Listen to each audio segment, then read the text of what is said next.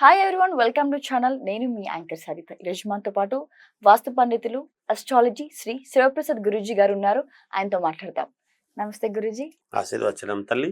మరి ఈ నెల ఇంకా మే అయితే స్టార్ట్ అయిపోతుంది మనకి ఇంకో 2-3 రోజుల్లో. కాబట్టి ఈ నెల ఏ రాశి వారికి ఎలా ఉంది మనం ఒక్కొక్కటిగా మాట్లాడుకుందాం.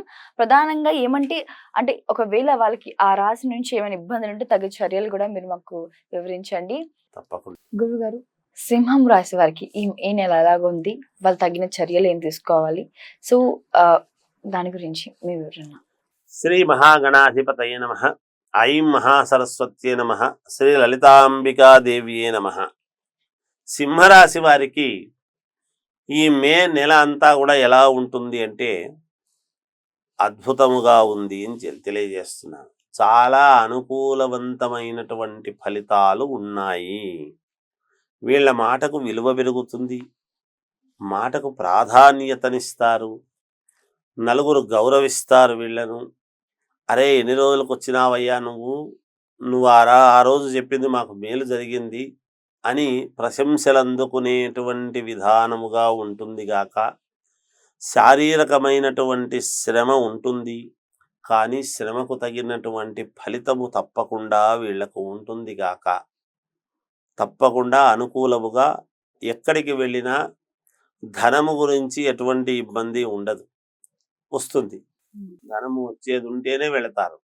అంటే నిరంతరము పని ఉంటుంది, ధనము రాబడి ఉంటుంది, ఇబ్బంది ఉండదు ఎట్టి పరిస్థితుల్లో. వీళ్ళ సంతానానికి కూడా ఒక యోగవంతమైనటువంటి ఇది ఉన్నది, పేరు ప్రతిష్టలు వచ్చే అవకాశం ఉన్నది. అందరినీ ఆనందముగా ఆత్మీయంగా ఉండాలి, కలిగలుపుగా అని కోరుకునేటువంటి తత్వములో ఉండేటువంటి వాళ్ళు కనుక ఈ మాసములో నెలాఖరులో చిన్న మనఃక్లేశం అనేటువంటిది కలగవచ్చును. అయిన వాళ్ళ వల్లనే చిన్న ఇబ్బంది అనేటువంటిది కలగవచ్చు. దానివల్ల తద్వారా మనస్సు బాధపడి నేను మంచి చేసినా వీళ్ళు ఎందుకో గుర్తించలేదు ఏమో అనేటువంటి భావనతో వీళ్ళు అనుకోవడం జరుగుతుంది గాక, అవన్నీ మనస్సులో పెట్టుకోకుండా ఎవరి జీవితం వాళ్ళది అనుకున్నట్టుగా గనక వీళ్ళు ముందుకు వెళ్ళారు అంటే తప్పకుండా విజయము వీళ్ళ వెంటే ఉండి తీరుతుంది గాక. విద్యార్థులకు చాలా బాగుంది. వ్యాపారాలు చేసుకునేటువంటి వాళ్లకు మంచి లాభసాటిగానే ఉన్నది గాక. కొంతమందికి స్థాన చలనాలు కలగవచ్చును, మామూలుగా అందరికీ అనడానికి లేదు, కొంతమందిని. ఇక సినిమా రంగం, కళారంగంలో ఉండేటువంటి వాళ్లకు చాలా యోగవంతముగా ఉన్నది.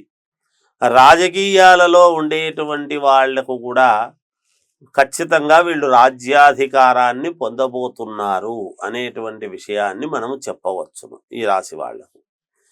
ఏది ఏమైనా వ్యక్తిగతమైనటువంటి జాతకాలనైతే పరిశీలన చేసుకోవాలి. ఎందుకంటే అందరూ ఒకే లగ్నములో పుట్టి ఉండరు కదా, లగ్నాలు వేరై ఉంటాయి. ఆ లగ్నంలో పుట్టినప్పుడు లగ్నాన్ని బేస్ చేసుకొని మిగతా జాతకం అంతా కూడా ఉంటుంది కాబట్టి అది చూసుకొని వీళ్ళు ముందుకు వెళితే వీళ్లకు శ్రేయోదాయకముగా ఉంటుంది. ఏది ఏమైనా మేషరాశి వారికి అత్యంత అనుకూలవంతమైనటువంటి ఫలితాలుగానే ఉన్నాయి. ఇంకా మెరుగైనటువంటి ఫలితాలు మేము సాధించాలి, మాకు మేలు జరగాలి అనేటువంటి భావన ఉన్నటువంటి వాళ్ళు అమ్మవారిని పరమేశ్వరుని ఇద్దరిని ఆరాధిస్తే మంచిది, పార్వతీ పరమేశ్వరులను. వీళ్లకు చాలా మేలు జరిగే అవకాశం ఉంటుంది గాక. ఎలాగైనా సేవించుకోవచ్చు, వాళ్ళ సౌకర్యాన్ని బట్టి అభిషేకాలు ఇచ్చుకోవచ్చు, కుంకుమార్చనలు చేయొచ్చు, ఏ విధంగానైనా సరే వాళ్ళ సౌకర్యం. అందువలన మామూలుగా పార్వతీ పరమేశ్వర్లను ఆరాధించుకోవాలి వీళ్ళు అని తెలియజేస్తూ